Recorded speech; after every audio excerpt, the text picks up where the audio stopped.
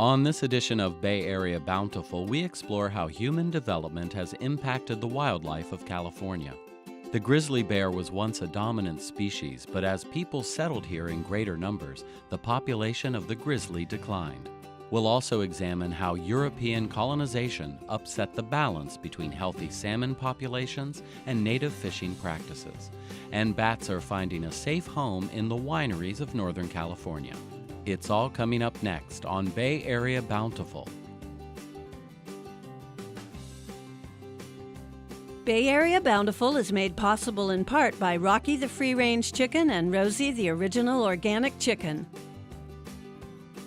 The Sonoma County Agricultural Preservation and Open Space District, Made Local Magazine, and Sonoma County Go Local. Support also provided by Pepperwood Preserve and through the generous support of the Sonoma County Water Agency. Cultivate, celebrate, connect.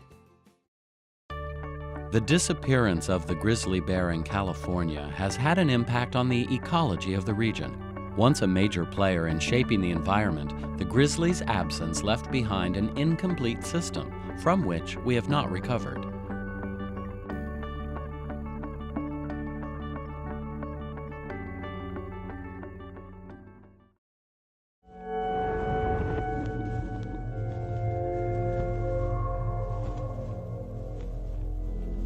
The grizzly is on our state flag, and it is extinct in California and has been extinct in California for almost the entire history of the state of California. Many people are surprised to learn that there are no grizzlies in California any longer. Quite a few people think that maybe the bears in Yosemite are grizzlies and are surprised to find that they're black bears. Clearly, people recognized it as being an important emblem of our state, and yet they drove it to extinction. Grizzlies were here during the Pleistocene, which was the last ice age that ended about 10,000 years ago. And they survived the Pleistocene and were very, very abundant. It was an amazingly dense population, lots of individual bears, but also large individuals. So it was a very productive ecosystem that it supported these huge populations of huge bears at one time.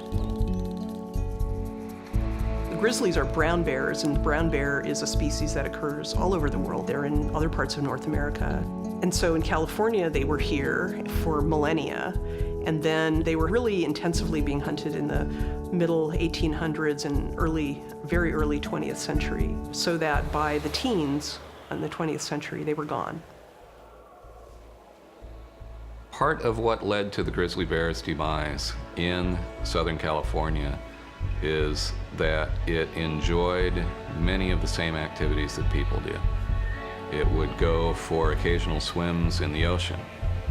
It would hang around in beautiful flower-filled meadows and roll in the grass. And so the challenge in any proposal to reintroduce the grizzly bear to California is the prime habitat for the bears is where people are now. To have such a large animal that had so many roles to play in the ecosystem, to have that disappear over a relatively short period of time, just a few decades, it had to have affected all sorts of species. And when we really realized how important it was too late, they were gone.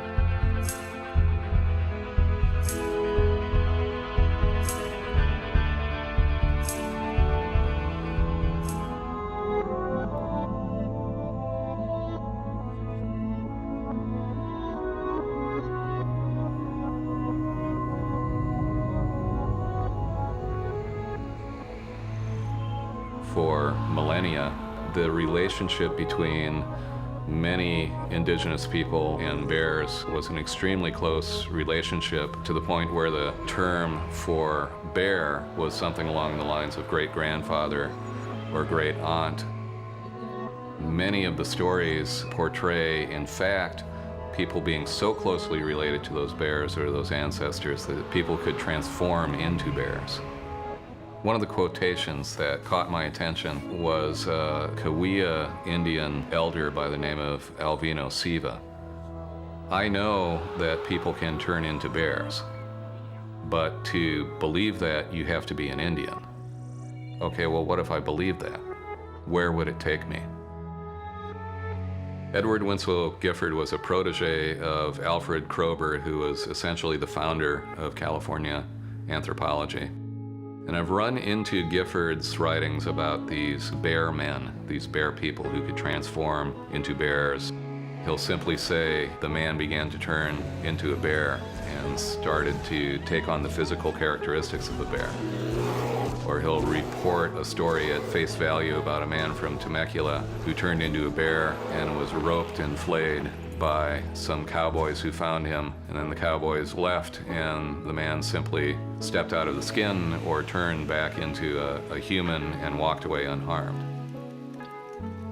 If you believe the stories, what it does is it shows you much more about that relationship, that close relationship between two different species on a common landscape.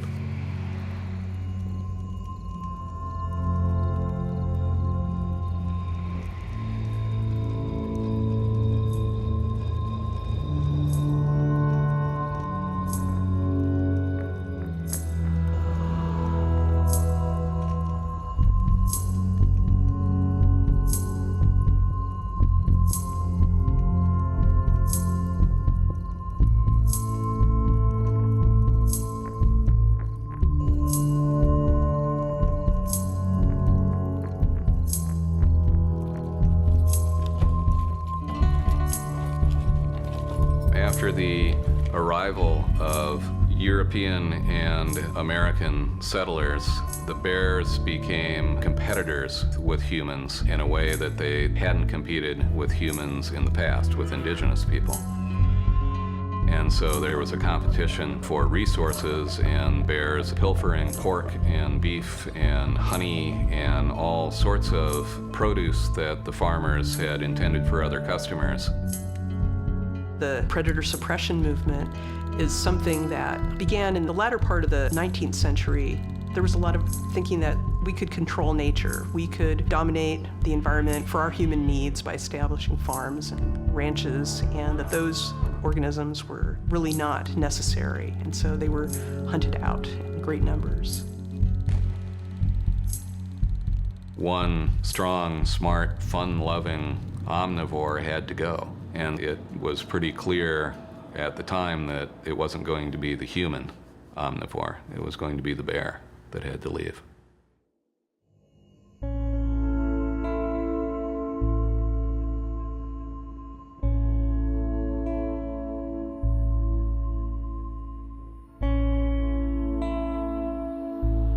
I did visit the site of the killing of the last grizzly bear present in what is now San Diego County. Henry Stewart and others had been pursuing this bear for some time, and many people had seen it, and it was called simply the Big Bear. It's an appropriate nickname for a gigantic bear, actually. It's a very dramatic place.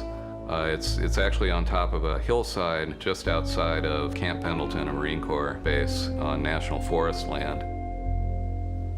At the time, it struck me as a lonely place. And so I was imagining the sights and sounds that had been there back in the day, and thinking that it felt as though there was something missing. There was a missing presence that had once been there, and a very strong presence that was no longer there.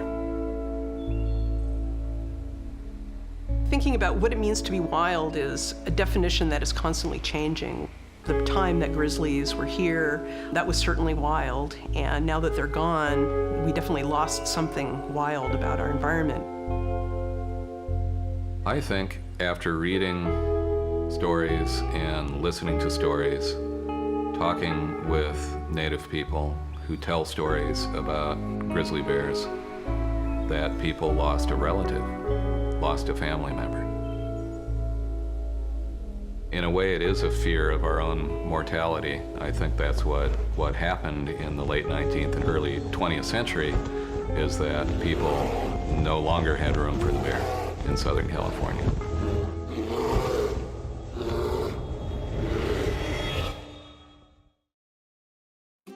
Native peoples have managed the populations of Chinook salmon and steelhead for centuries in the waters of Northern California. But interference by state and federal government, as well as the agricultural industry, put a strain on fish populations. Native people today are asserting their fishing rights and leading the way in conservation practices.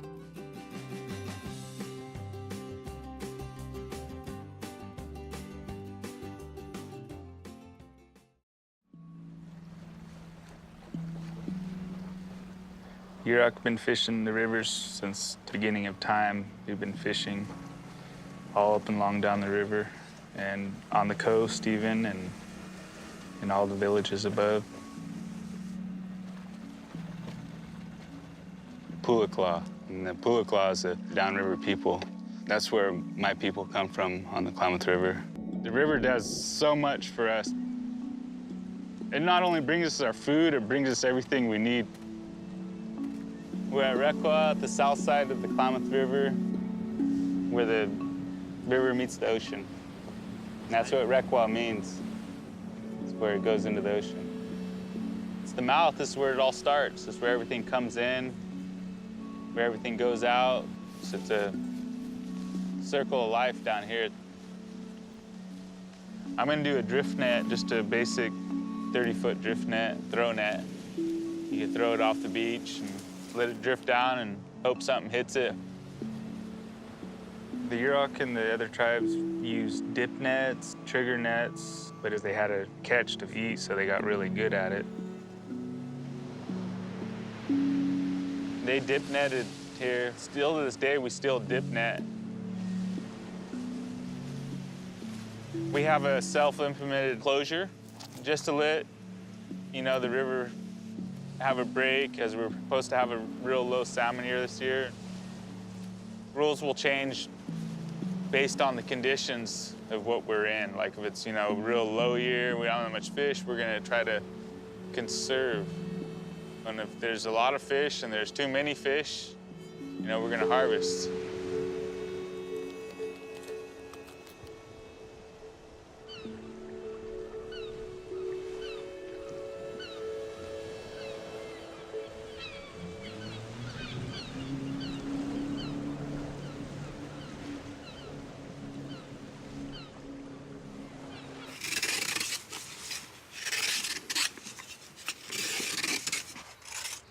As long as we are here, there has to be salmon.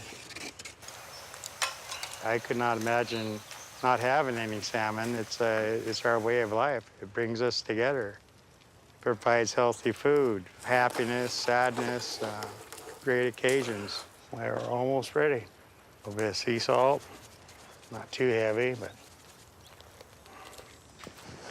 we're ready to put these on. You want to start putting them in? Sure. Get them underway. Not very many people say they could go catch their dinner and plan their dinners on what you catch. It not only saves us money, it actually is good for us, It's what we were supposed to eat, what we're supposed to always eat. Our main food 100 years ago was acorns, eels, deer meat, and fish. And that was it. So we'll go like 10 minutes each side, be done. And the sticks will actually heat up really hot right here. Anthony Bourdain should be here trying this. And then right off the stick. There's nothing better. Try a piece. Salmon is as essential to the Yurok people as the air they breathe. In the 1930s, the state of California asserted its jurisdiction on the river and closed the river for Indian gillnet fishing.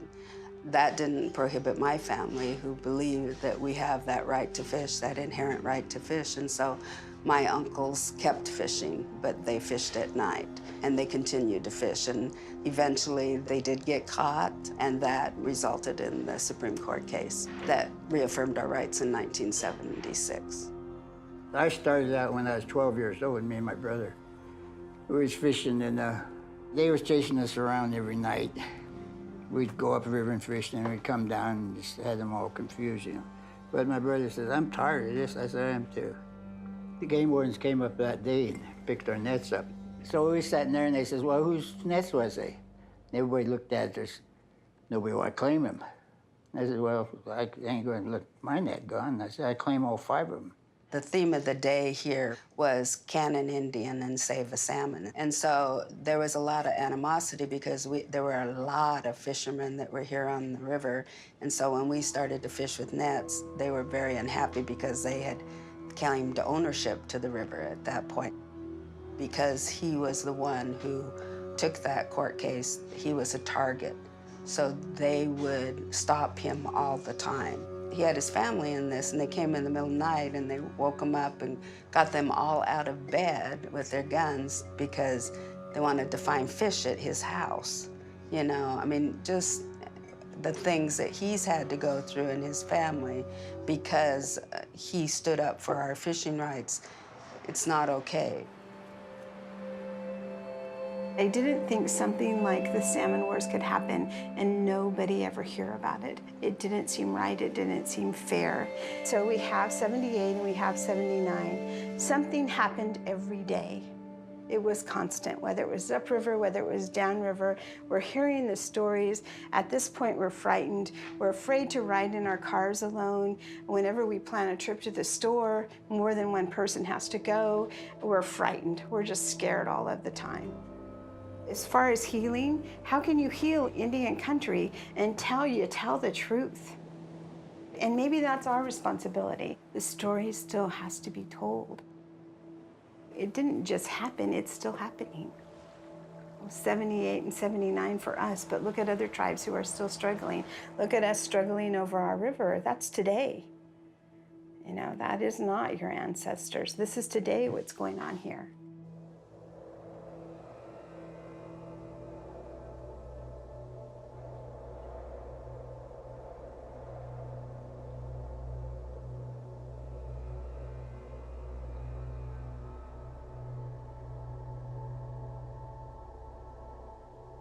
When we had the fish kill, we immediately closed our fishery because that was a sign there was a terrible imbalance in the world.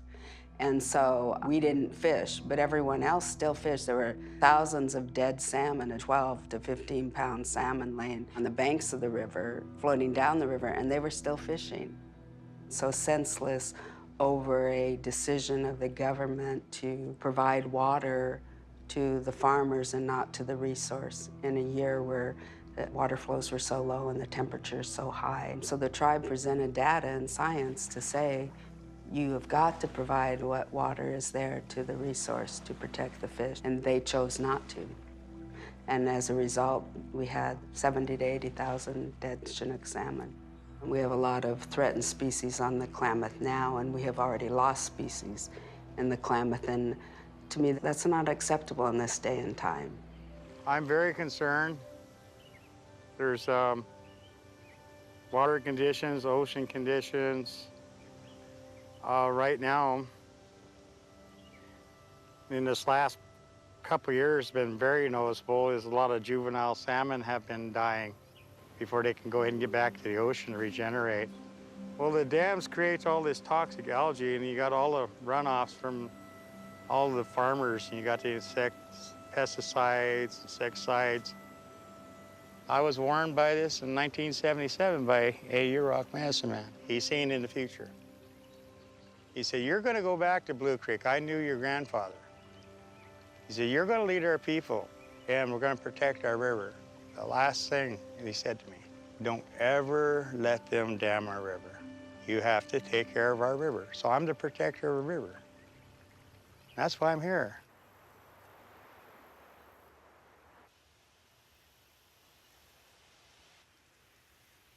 We've been working for a number of years to remove dams on the main stem of the Klamath River. With dam removal comes the possibility of re-establishing runs of spring Chinook once again into the entire basin.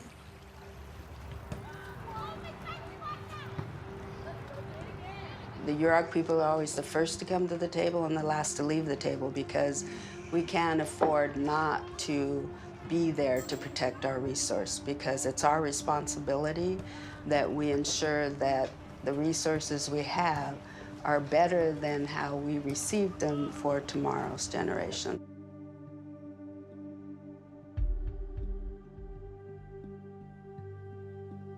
Fishing is who we are. We're a fishing people. So the health of that river and its resources is the health of our people.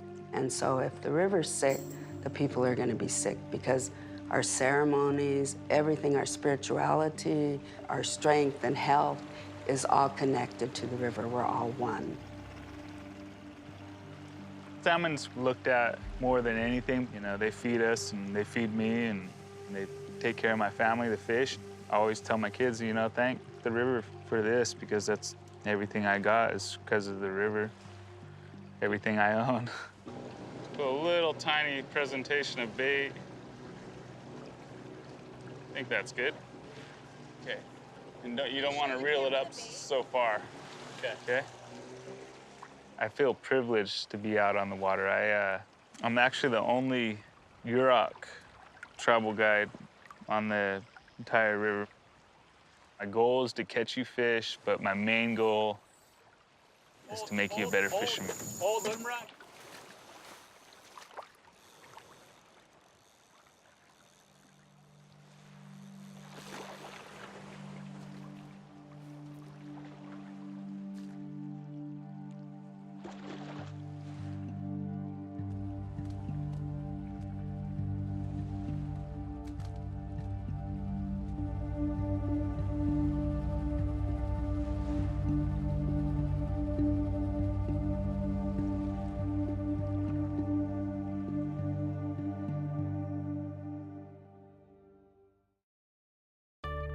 In Sonoma County, Russian River Vineyards is exploring ways to restore a historic winery structure without disturbing the bat colony that lives in the building's wooden towers.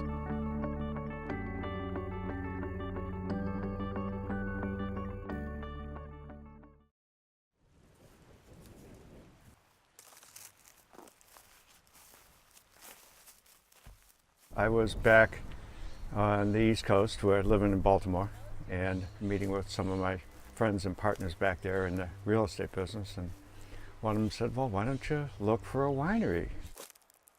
The following week we were out here, and I started looking at places, and the first winery I looked at, I actually met who would be our future winemaker, and he said his philosophy of winemaking was to take billions of tiny life forms and make art with them. So I said, great, man, let's make some wine.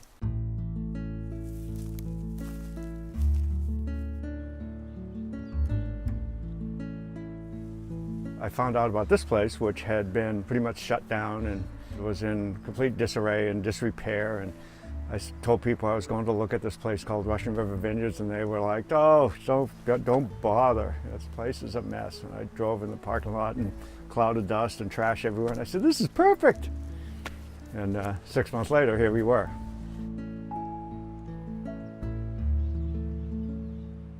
Apparently, there were quite a number of bats here, up to 4,000 from what I understood, and there were 4 different species of bat.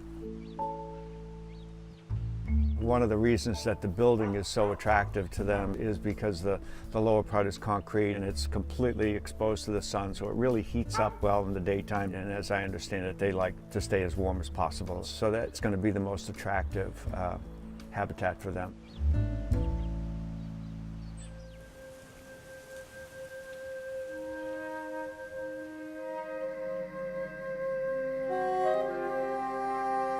Four years ago, when we first came here, in the evening you could see a stream of bats coming out. And now we just see sort of smaller groups of bats coming.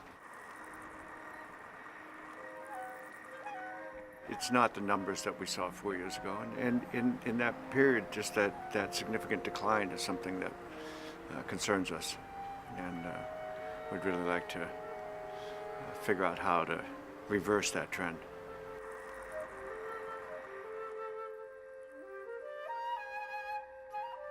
Part of the loss of the bat colony is due to the deteriorating condition of the roof itself, where they live. So as that deteriorates, there's just less habitable area for the bats. We've been working to try to figure out how to restore the building in a way that not only preserves the current bat colony, but hopefully expand it back to, you know, its former population.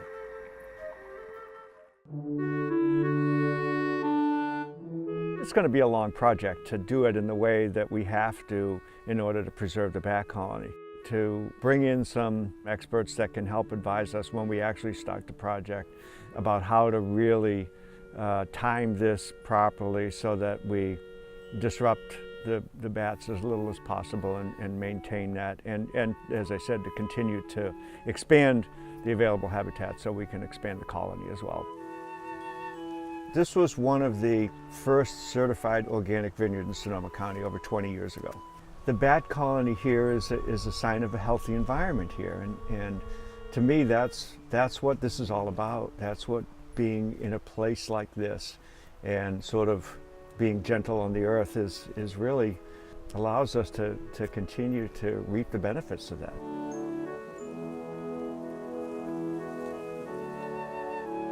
To have that be part of an educational process, that it's a good thing. It's a sign of a healthy environment.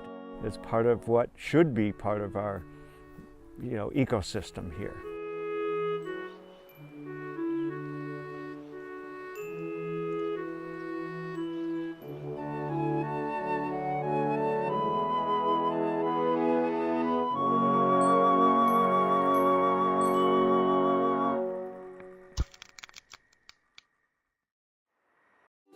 Today, we can look back upon our relationship with wildlife and the natural world and clearly see the mistakes that we made. However, recognizing and acknowledging those mistakes is just the first step in a journey of restoration and conservation. What will define us is the next step we choose to take.